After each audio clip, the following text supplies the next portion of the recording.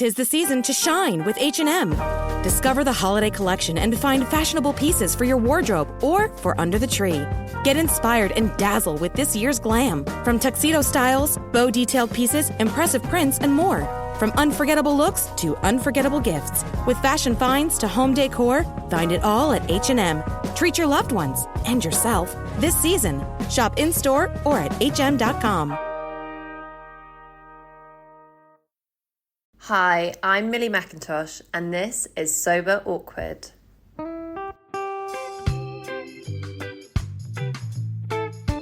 Have you ever woken up on a Sunday morning and said, I'm never drinking again, and then found yourself waving $50 at a barman by happy hour? Are you wondering why everyone else can stop at 1 while you head to a dodgy after-party with a weird bloke called Disco Dave? If so, it might be time to take a deeper look at your relationship with your reliable social crutch, alcohol. On each episode, we'll investigate our own dysfunctional dealings with booze and find out if it's possible to stop this deeply ingrained habit before things get too messy. Yep, we're going to open up a shame shed of humiliating drinking stories to help you understand why waking up from a booze coma each weekend with a kebab sticking out of your top pocket might actually be negatively impacting your health. Hamish and I are here to delve into what it's like being sober, an unwanted warts and all look into why giving up those cheeky pints or putting down those mummy wines will make you feel happier, help your anxiety and mental health, and turn you into the most sparkly, authentic version of you. Won't that mean I become boring though, Vic? Well, Hamish, we'll just have to wait and see. I'm Victoria Vanstone. I'm Hamish Adams-Cairns. And this is Sober Awkward.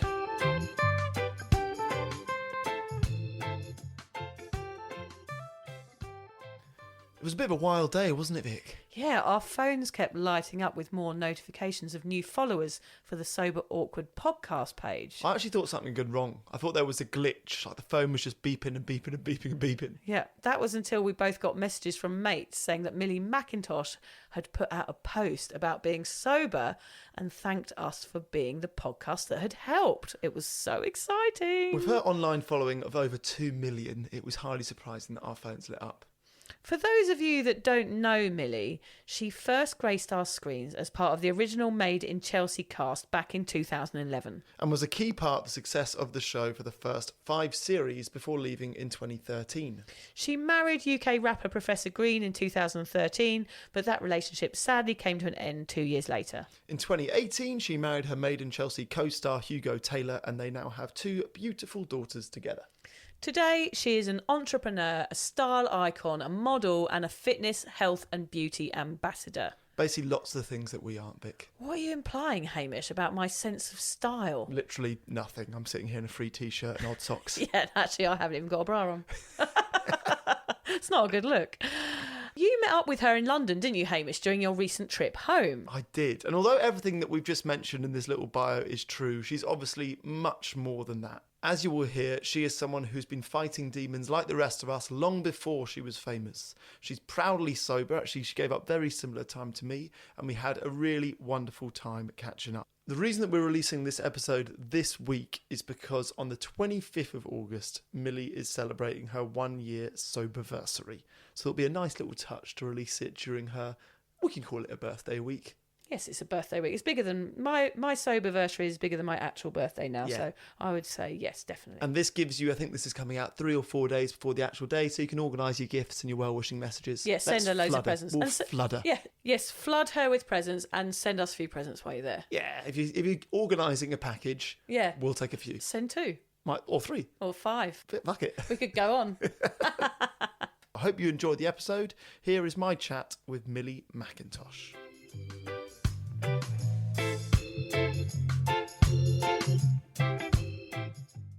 So we regularly get messages and emails from our listeners. Sometimes we get to meet them, but we have never sat down with one and actually had a chat for the podcast. Really? So you are the first. So thank you so much. I feel very honoured. Thank you. Not at all. Thank you for inviting me into your home to do it. And it struck me when I sort of started researching your sobriety, which actually sounds quite creepy that I started researching you, but I did have to start researching you. I did listen to you on other podcasts. I listened to you on your own podcast, which brought about a very entertaining moment with my wife.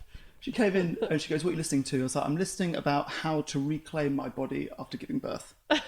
And I actually would encourage any men to listen to your podcast. I think men often think we don't understand women. You always hear this ridiculous topic, we don't understand women.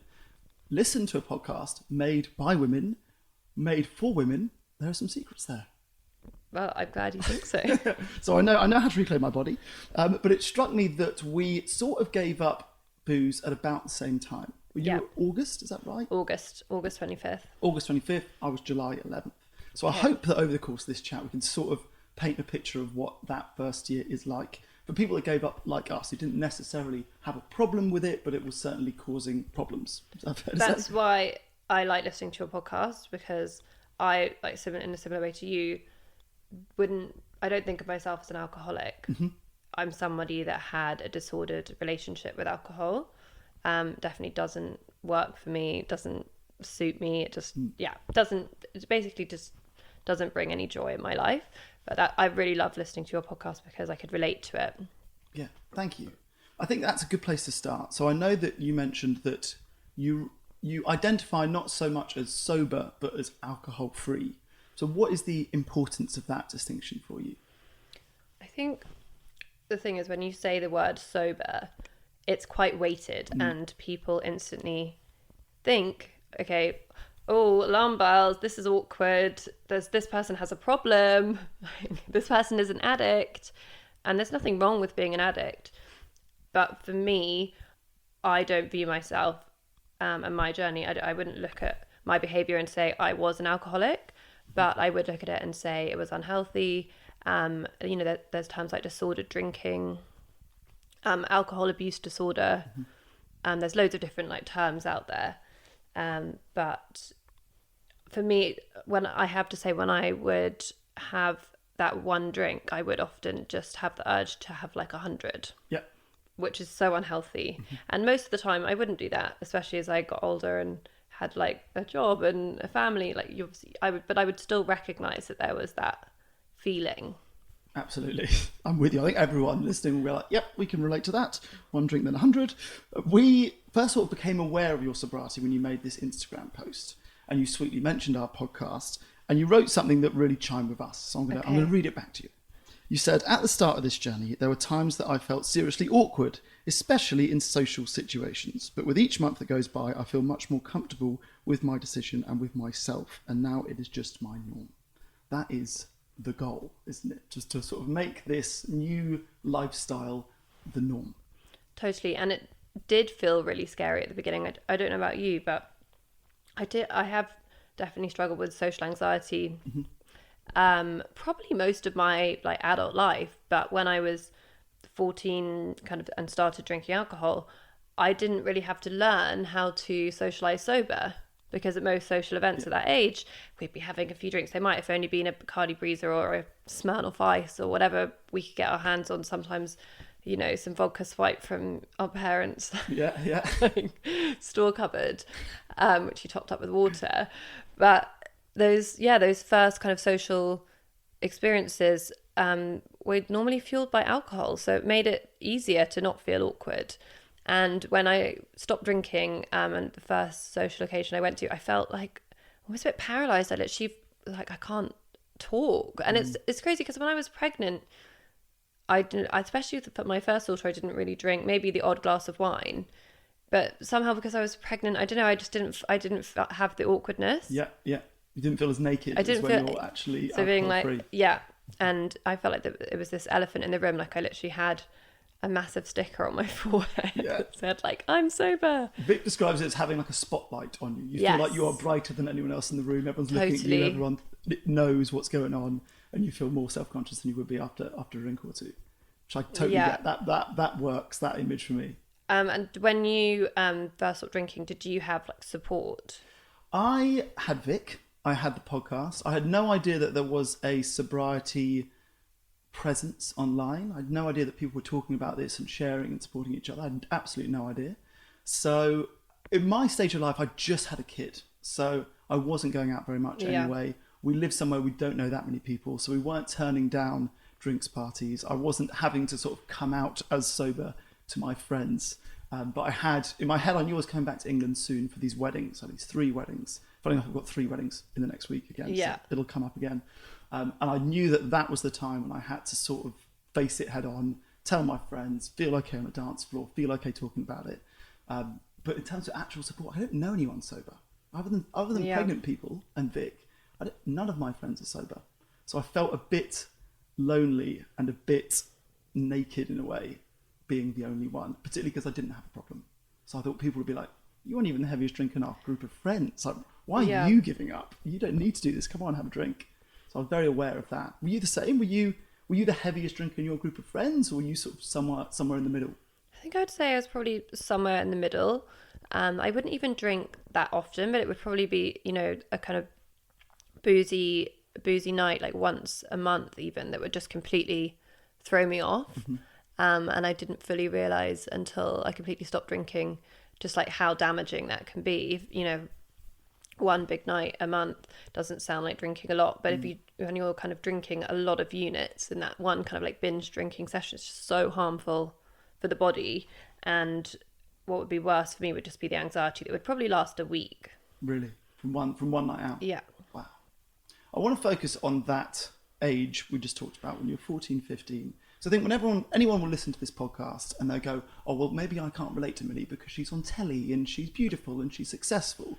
But when I actually read into your story, you were struggling with panic attacks, anxiety and depression long before Made in Chelsea came about. And at school you struggled with bullying. And it struck me, what is bullying? I thought, well, bullying is when a group of people that think they're cool pick on someone they think isn't. Yeah. And if you're 14 or 15, and we know that teenage girls can be pretty cruel, that is also the age where we tend to start drinking. And rebelling is cool, right? Whatever school you're at, whatever your background, rebelling is cool. So do you think that being bullied and being maybe left out of a group or whatever it was, however it translated to you, led to you drinking more? Was there Definitely. a connection? Really? Well, it also led to me having low self-esteem, low confidence, being anxious and depressed. So, I mean, obviously being anxious as well doesn't coincide well with drinking. But I don't even know about what I remember happening first. I remember the anxious feelings probably from about 16. But I started drinking probably around the age of 14. Not when I was at school, but on like weekends when you go to parties and hang out with friends. And yeah, definitely being bullied really affected me. And I was so desperate to fit in and to be accepted and to be liked. I became such a people pleaser. And I even ended up being like accepted by the bullies in the end, and then kind of still being desperate to impress them. Yeah. Which is really sad. And yeah, it was definitely wanting to rebel against my parents, just rebel against just everything, any rules. I felt like I just wanted to be bad. I wanted to break the rules. And you changed school a lot. And I changed school quite a lot, that feeds into that, doesn't it? You've got a new identity at each school. Yeah. I need to be cool, I need to fit in. And surely, that would fuel the fire of any kind of insecurity or feeling that drinking might make me cool or make me fit in or make me rebellious. That's tough. It's so tough. I think, looking back, even from, like kind of one of the first times I got drunk, I had a bad experience with a boy. And I think then what happened, sadly, was I then just wanted to numb how I felt and what happened on that and during that night. So every time I drank, I was just kind of trying to escape from how I felt.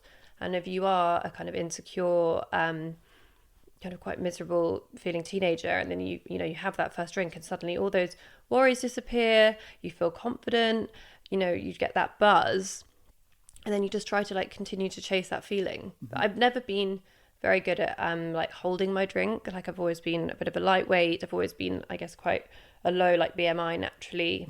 I've always been that person that you can tell when they've had a drink. Right. Like doesn't hold it down. No poker face on you. No. But what amazes me looking back is like, why didn't I learn sooner? Yeah. Like it really like hurts me that I just can't like go back and like erase it. I feel the same way. I'm amazed when anyone reaches out to us who is 18 or 19 or 20 and has made the decision to go sober. Like it wasn't even in my world to consider. No, it literally going sober didn't. And there at was that so age. much pressure to drink and to not just drink, but to actually just get wasted. Yeah. Like it was cool, and it wasn't cool if you didn't. And it struck me, when Vic and I tell our stories, the most embarrassing ones are almost all in our 20s. Yeah.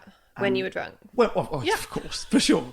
But you wouldn't do any of that shit normally. No, You but just wouldn't. I feel like Vic, more so than me, she sort of got away with it was before camera phones. So she Okay. feels like it's just stories that people she'll never see again know.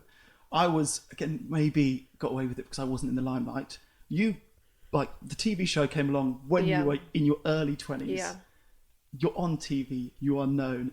People have got Yeah. camera phones. Like, I can't imagine a worse time for the TV show to come along I know. with regards to drinking or embarrassing yourself. It would and give, everyone it would knows give about me it. such anxiety because you would have a boozy night where you maybe had a bit of a hazy memory, but you'd kind of remember that you got papped at some point during the night, and you'd just be like dying, just thinking, God, you were terrified to see the pictures when they came out.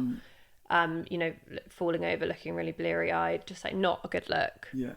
I don't think I actually cared that much then when I was first on the show. It's more, I would say, like in my mid-20s, I did get caught out and did get pictured like really after a heavy drinking session, and like the pictures like really haunt me. Really? Yeah. Still to It was this just the day, fact that they're out there.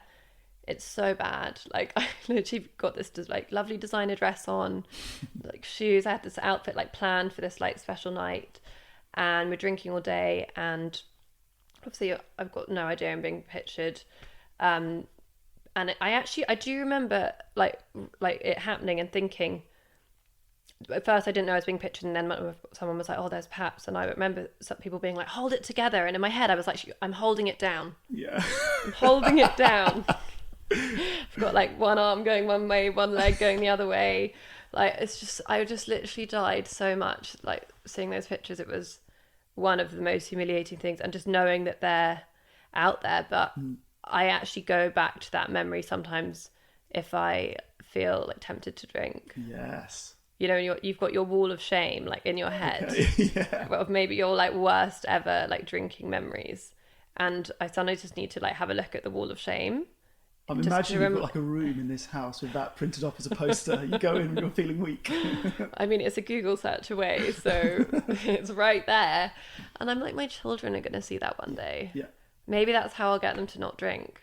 Just This is what like, this is what could happen. on their 18th birthday, give them a card with that photo on and go, are you sure? But it's so bad because they're going to be like, you can't tell me anything. Look at you. I know. If only I could get it taken down. Damn it. But I mean, yeah, a lot of people can relate Look, to that. I've made hangs up. mistakes, and some of them happened to be when I was drinking, and obviously, you know, your judgment isn't there. Well, I mean, who hasn't made mistakes when Exactly. you're drinking, There's right? no But doing it in a public way is definitely anxiety inducing and painful, because I'm literally like, my parents saw that, like it's mortifying. But all of us can relate to having anxiety, thinking, what did I say or do last night? Yours is just magnified 100 times because strangers can look at these photographs, Yeah. and your parents can see these photographs. Did you consider giving up during the show? Did it ever cross your mind, this is too much, I need to stop? No. I remember, like, so, you know, if we were filming, often I'd be drinking like a fizzy elderflower. I wouldn't be drinking like on those film days. So often they were like long days, and I would think to myself, I've got to get through, you know, be filming at 8 a.m. at a pretend kind of party scene. Sorry to burst the bubble for people. Shock horror, not all reality TV is So real. it wasn't like, but, and I would, if I had like filming, sometimes I'd have to film like really hungover. It was just part of my lifestyle then. I don't think I ever thought about not drinking at that age. I would just maybe, if I had a really early morning, I might not drink and stay up super late the night before, but I don't think I had that much self-control. Yeah. We talk a lot about the sort of spectrum of drinking. You know, Vic gave up because she had to at one point. I gave up because I became a parent and thought this is a good time to do it. And Vic asked me to do the podcast. And you sort of seem to sit somewhere in between us, and that you were suffering with various mental health bits, and it was just the right time. How long did you think about doing it before you made the decision? I'd had a couple of things that happened over a year.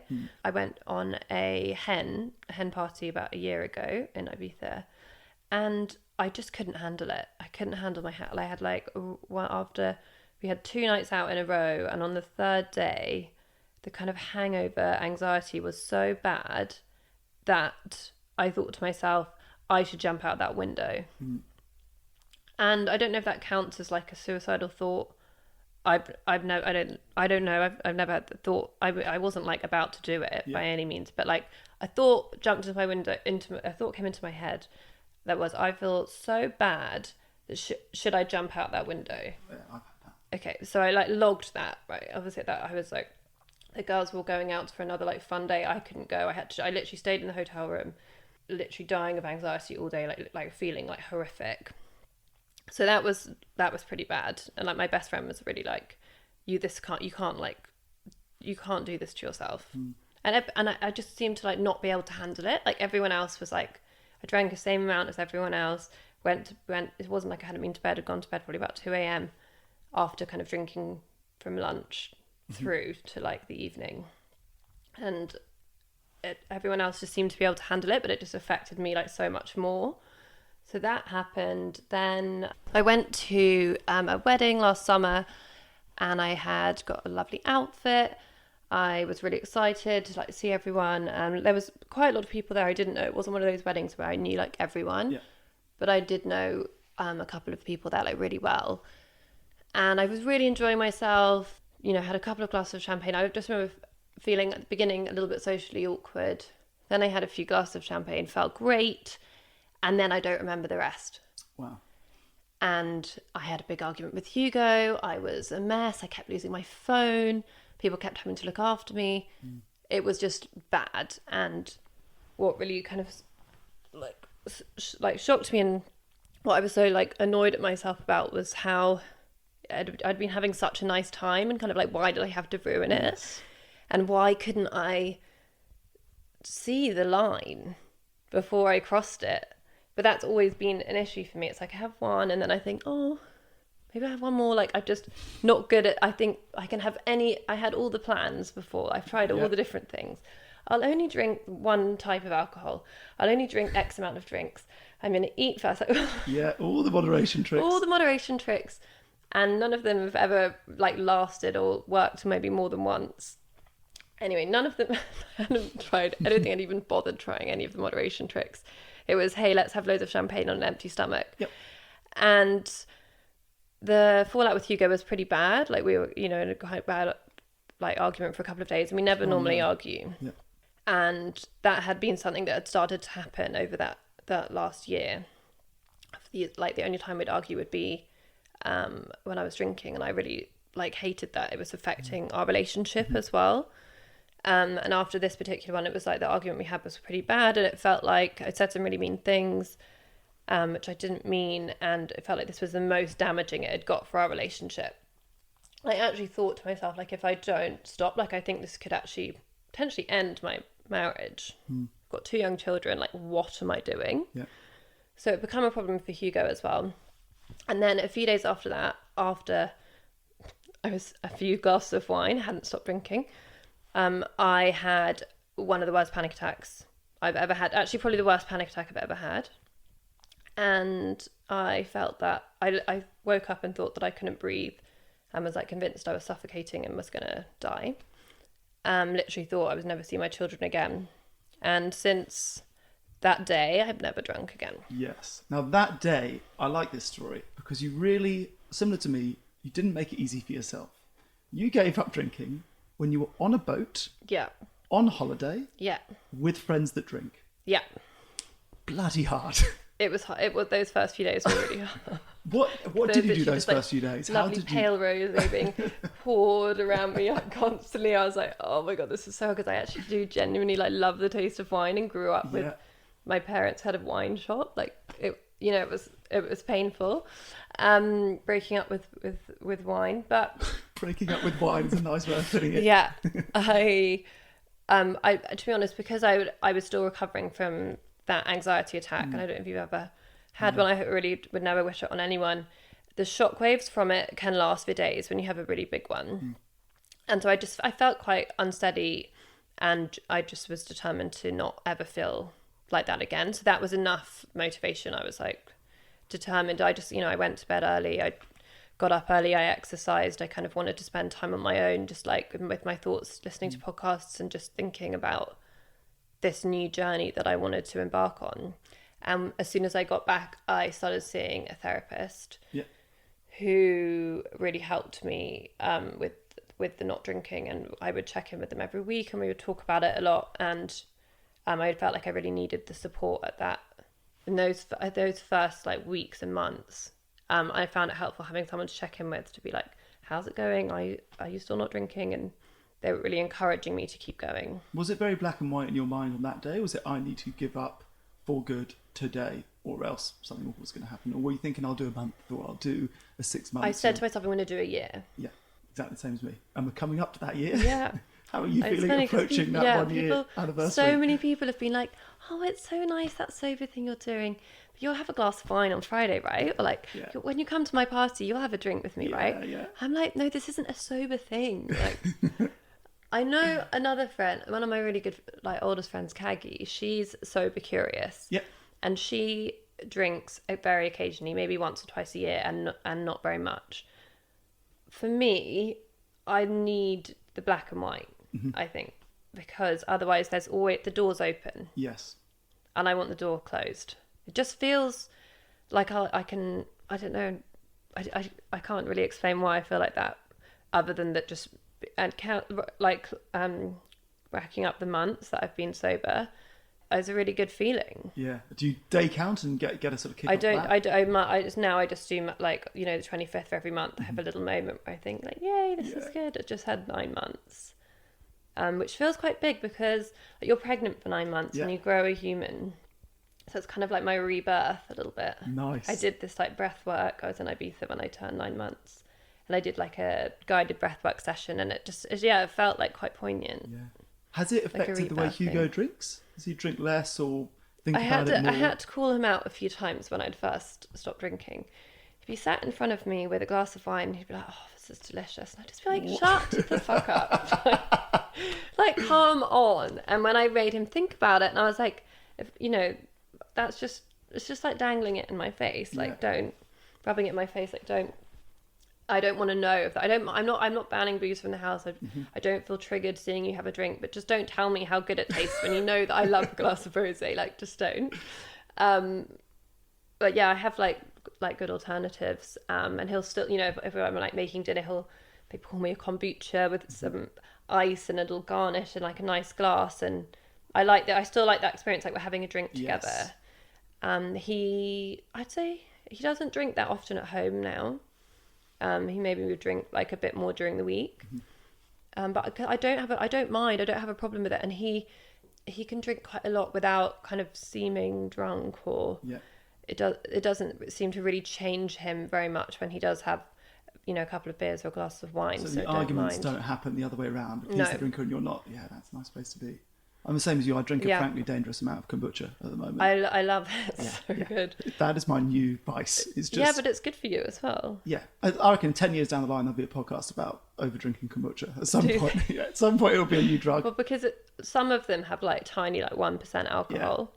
So I think maybe possibly for some people, anything with like even a 1% is risky. Yeah. And I know some people really don't believe in this whole having a drink alternative. They just think, what's the point in having a mocktail? Or but I don't find it triggering. I like to still have that feeling like I'm having a treat. What I don't like is mocktails, because they're so sugary. Like, if you look at a mocktail menu, they might sound nice, they come and it's actually like the sugar hit. And what I've really noticed since I've stopped drinking, other things can give me a hangover. Oh, totally. Okay, right? What gives you a hangover? So, well, number one, tiredness. Obviously. Yeah, like parenting. just being parenting, having kids, like being woken up at multiple points through the night. You sometimes I literally have that like headache, kind of slightly sore tummy, like literally how I'd feel if I'd had like 10 drinks. So that's number one. Sometimes unavoidable, but much more manageable than those nights when you had a few drinks and then got woken up 5 times. Yes. So like doing it without the alcohol, like you can kind of cope the next day. Yeah. Stress. Yep. Like I can get like a kind of social hangover. So of overdoing it. I'm actually quite introverted, and I'm an empath, and I find being in social situations, it might be like a work day where I'm on a shoot and there's a big team and I'm on all day, and then the next day And on the day, I feel great, have a good time, like get the job done. Like I'm always like enjoying the energy of being around all those people, getting a good job done. And then the next day, I'll feel completely wrecked. It could be like going to a big red carpet thing, and it's like you're on, and it's like the pressure and the adrenaline, and then like all the cortisol, and the next day I feel awful. Yeah, my wife describes that as like spending your energy tokens. I'm So giving true. more than I have, and the next day I feel like a deficit of the energy. That's exactly how I feel. So on those days now, I try and just be kind to myself, do some self-care, not have too much planned, and just kind of have like a recovery day, a bit like you would if you were actually hungover. Sugar, Yep. like that's one of the worst ones for me. I went to a premiere of a friend's documentary and hadn't had dinner. I was really hungry and ended up just eating loads of popcorn and pick and mix sweets. And I had like a really horrible hangover feeling. Like I'd had like 10 margaritas. Yeah. And it was just from what I ate. Yeah. So yeah, the main ones I'd say like tiredness, stress, sugar. I get these. I've given up sugar because I was getting that. I listened to your episode. Yeah, I need to. That has helped. I get it now, and it's probably a combination of the social thing, maybe drinking non-alcoholic drinks that might have sugar in. I get it the day after a party, like when I should be feeling my most smug and sober. Like New Year's Day this year, I had a hangover. I was like, what is going on? Well, 2 days ago, I went to a barbecue and I wanted to try the non-alcoholic Guinness. Yeah. And I drank 3 of them, and I had a hangover the next day. Yeah. Like, this is not fair. This is meant to be my one thing when I'd never get hangovers anymore. But it's very real. Like the sober hangover is real. Are we just really sensitive? Do you reckon that's it? We're just so soft now that we don't have alcohol beating us up that anything pushes us off course. I think we're just very self-aware, right? You're aware of much more of how you feel. You take the alcohol away, but you are still going to have like ups and downs. You're still going to have like crappy days. I think I've realised like what goes into a hangover now. Often that obviously the alcohol makes you feel rubbish and would make me so anxious, but it isn't. It's how the alcohol affects your sleep, and it's the sugar in it, and it's like that combination that just makes you feel really rubbish. Absolutely. Let's talk about identity for a second. Okay. Because it strikes me, I've worked a lot in reality TV in Sydney, and it strikes me there's a day when the show ends or when you're not on the show anymore, where you're at this crossroads, where you've got people like you, there's a following, there's an opportunity to choose what you want to do with this newfound sort of fame, if you want to call it that, and you sort of create a new identity. And I think for me, you've been lots of different things in your life, as we all have. Yeah. You've been a reality TV person, you've been the mum, you've been married, you've been divorced, you've been married. So many different crossroads. Married twice before I was 30. Yeah. And I think there's a lot of, with any crossroad comes a decision which could either ramp up your drinking or you might stop it altogether. Parenting being a choice example. Did you find that at each of those crossroads, did you find, say, divorce, I drink more, coming out of reality TV, I drink more or less? Did you find that they affected your drinking as you went through each stage? When I got divorced, I actually made a vow to myself to just not drink for, I think it was at least a month, because I was like, this is a really difficult time. I was extremely anxious. I remember just thinking, I need to feel my best. I need to be really strong to get through this. So I didn't drink for a couple of weeks when I was going through the divorce and the initial separation. But looking back through my 20s, definitely those ups and downs did contribute to the kind of binge drinking. Yeah. And wanting to kind of drink to numb my feelings. Absolutely. Yeah, I can't imagine sort of the pressure of doing it all at every stage. And there were work events. Well, exactly. Where You're getting definitely drank too much, and you're there. You're like, there's a lot of pressure. You're feeling self-conscious. You're feeling nervous. The social anxiety. You're having your photo taken. So having those few drinks kind of helps with all of that. But then there's definitely a handful of times where it went past the point of being, just mildly tipsy, and that was just not a good idea. Did anyone ever come up to you and say stop? Did you ever have an outside voice going, you need to stop? Or was it always sort of an internal dialogue? I had a moment where it was like, you should not have been, drinking at a work event. Yeah. So from a manager or someone who's an employer. And it was a point where I remember being like, okay, I really needed that to be said to me, because it does, it is really going to really affect your relationship with brands and who they're looking at to work with. And I really realized in that moment, I need to step up and I need to get my shit together and not not have a repeat of that. And luckily I didn't do that again, but it had happened like a handful of times. You said since going sober, lots of people have reached out to you as well. What has that been like? You know, if someone reached out and said, I'm sober because you're sober, how has that felt? It feels so good. And you were just asking me about kind of identity, and I think the kind of place I feel I'm in now, like I've become a mum, I've got my two kids, and I feel through sharing kind of the ups and downs of my parenting journey on social media that I've really connected with people, and now sharing about my kind of wellness journey and my sobriety. I talk a lot about my mental health and things I'm doing to help me feel better. And I really love the feeling of helping people to feel good. Mm-hmm. I've got a friend in AA, and she said one of the steps is about helping people. That's kind of one of the first steps. Yeah. And I don't feel that AA or a 12-step program is right for me, but I definitely get a lot of joy from helping people. We got a message recently from a listener who's based in the UK who wants us to do an episode on summer. And I've been here 2 weeks, and the last 2 weeks have been unimaginably hot. Yeah. And there is a feeling, particularly in London, summer, like any day that it's sunny is a celebration. We flood to the parks, we flood to people's gardens, and drinking is obviously a part of that, Pimm's or whatever it is. How do you feel as we sort of go into summer? Good question, because I stopped drinking kind of at the end of last summer. Exactly, that was what I was thinking. But if I can get through being on a boat with friends who drink, I can get through it. I've just done my first. Actually, I've done 2 sober weddings. One was in London, and it was a dinner. It was quite small, and then I went to a big wedding in Spain, 2 weeks ago, and I did it, and it wasn't so bad. I had a couple of friends there that also don't drink, so I kind of gravitated towards them, and I didn't feel like, as I wasn't on the dance floor, I wasn't, that version of myself that would normally feel like I was the most fun person in the room. That was actually probably the most annoying person that no one wanted to talk to. But because of my experience like last summer, I've got that so clearly in my mind.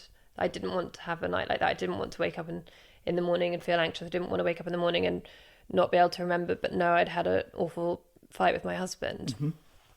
It's kind of exciting. What's really nice is knowing you'll wake up the next day and you'll be okay, and you'll be able to fly home without running to the bathroom to puke every half an hour, and you're gonna be able to enjoy that second day of, sometimes weddings more than one day, right? So you've got, my standard thing would be get overexcited on the first night, drink too much, and then the actual wedding be dying. Yes. Of being so hungover you had to puke behind a bush, and I don't have that now. I heard you talking on your podcast with Kaggy, which I think was just before you went on the wedding, about the sober dancing.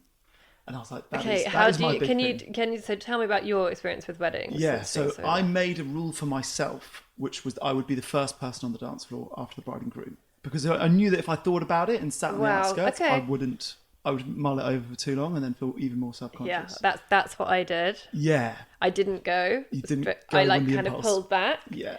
And then it was really hard to join in. Absolutely. And I still feel self-conscious for probably the first half an hour. Of dancing or still of the wedding? A bit aware. No, of dancing. Okay. Still a bit aware, still not completely myself and relaxed. And I sort of grow into it. But I did quite a lot. Before the wedding, I went to this rave in the dark, which is a sober rave, no drugs, no booze. You need to give me the info of that. I'll give you it. They do it here. So that was quite good. Or going to a sober rave that's not in the dark.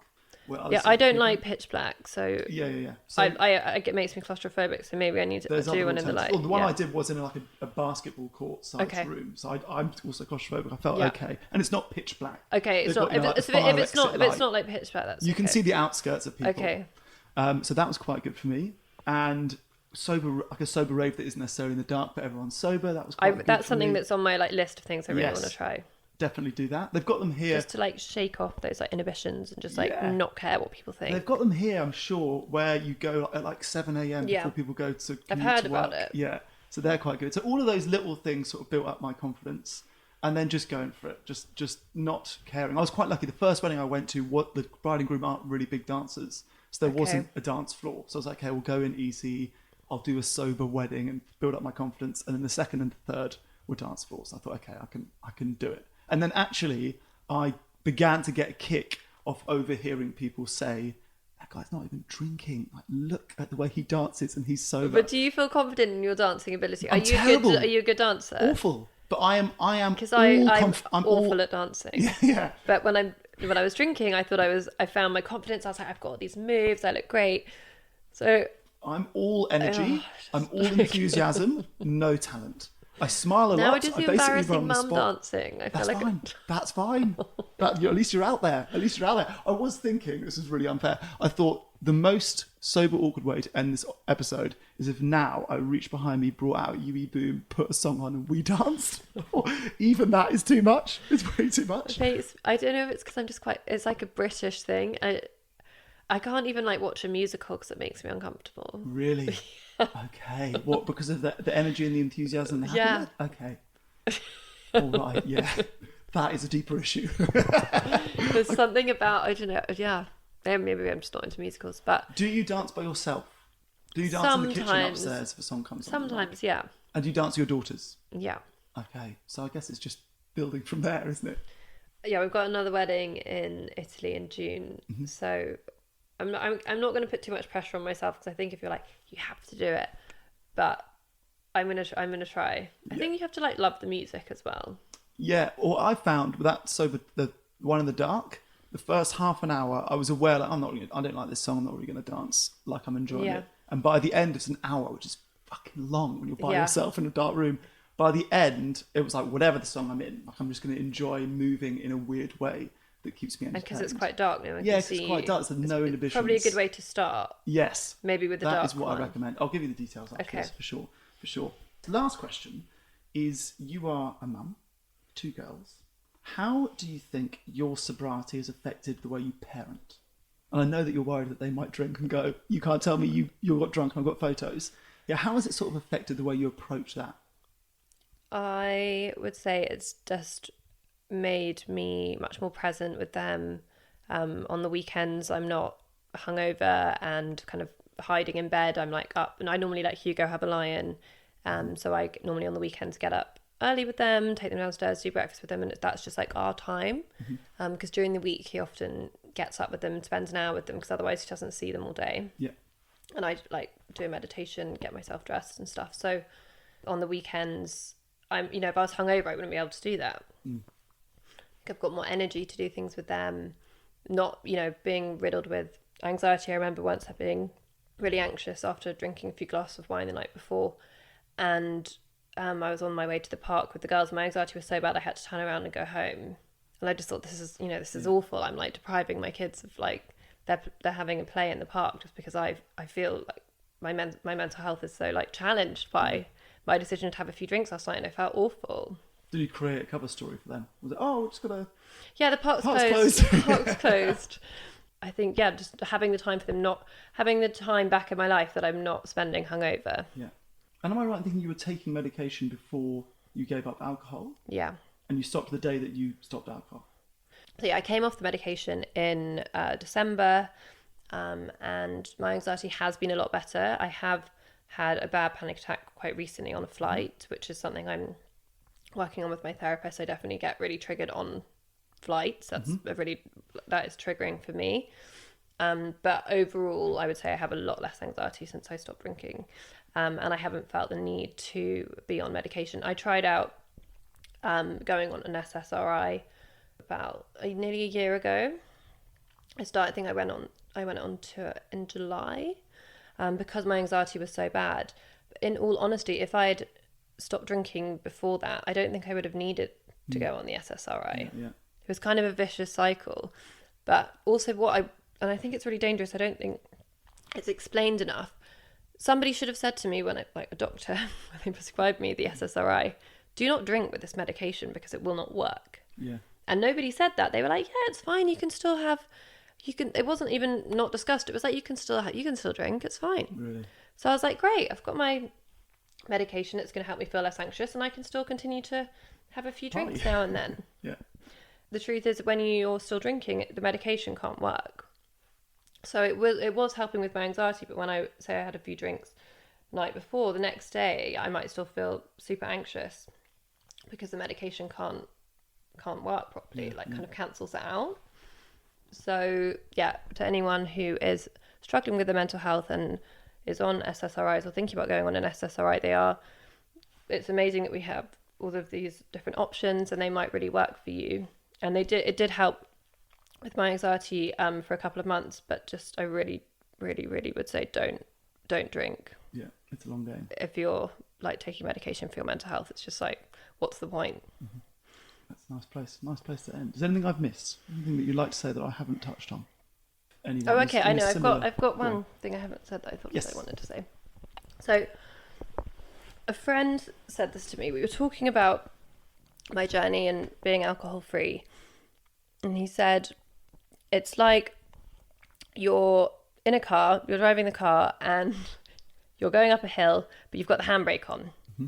This is like me, like when I'm still drinking. So you're going through life, trying really hard, and there's something just like holding you back because you've got the handbrake on. And when you stop drinking, it's like the handbrake's off and you could just go. And it's like everything opens up for you. And it really feels like that for me. It's like I can just like feel the possibilities. Like it's like you've kind of opened the door, mm-hmm. and you can just like properly like begin life. Yes. I hear so many people Do you feel say, like that? I heard a lot of people say it feels like a superpower.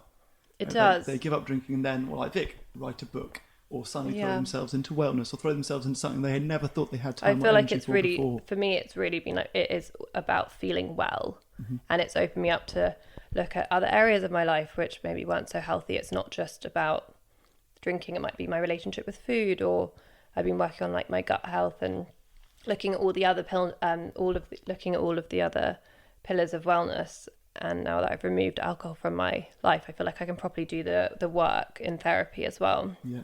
And anyone that drives like me and drives with the handbrake on quite often before they realise will understand what that feels like to finally take it off. Take the handbrake off. But I really love it when people message me and reach out to me. And so please like keep doing that. And Yes. I'm just going to keep sharing on my journey. And like, thank you for having me on your podcast, because your podcast has really helped me. Thank you. And I love listening to it. It makes me feel good. It's also funny as well. That's the aim. That's the hope.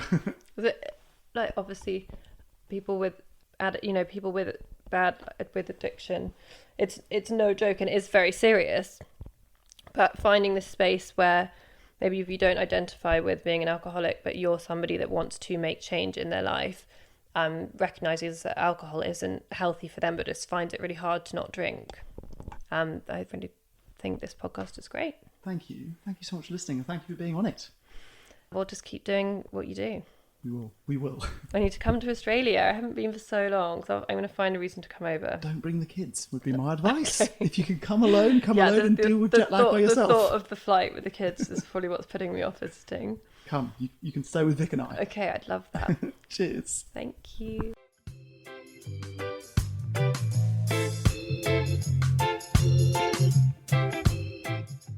So that was Millie.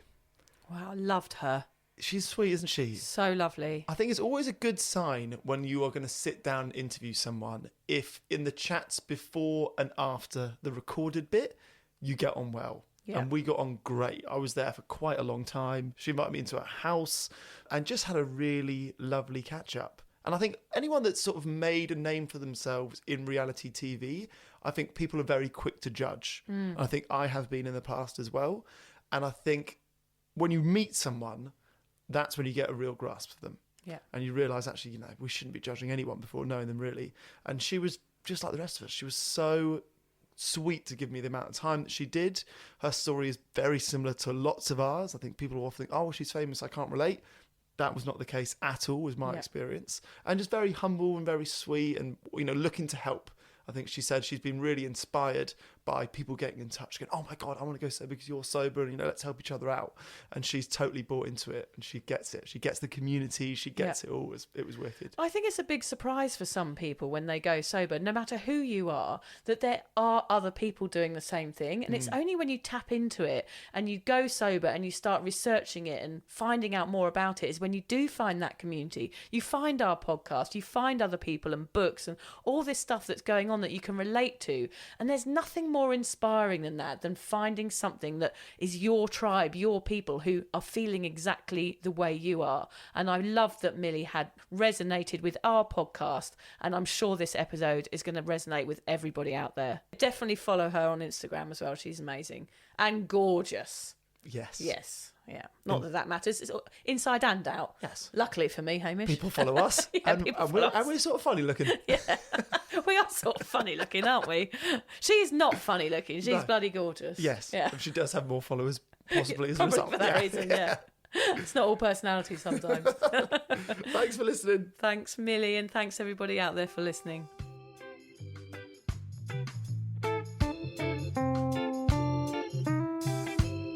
If you're questioning your relationship with booze, you're struggling to moderate, or your hangovers are causing anxiety, it might be time to reach out for some support. Yeah, just talk to a mate about how you're feeling, contact a local doctor, find an AA or sobriety group. Vic's got one. Yeah, just head to www.cuppa.community. Remember, if you're questioning yourself, it might be time to seek support. Even though this journey can be awkward, it is definitely worth it. And if you've enjoyed the Sober Awkward podcast, don't forget to review it, rate it, and share it with your mates. Do they have to share it with their mates? Yeah, of course they do. I'm not doing this for nothing, Hamish. Bloody hell. How do they share it? I don't know.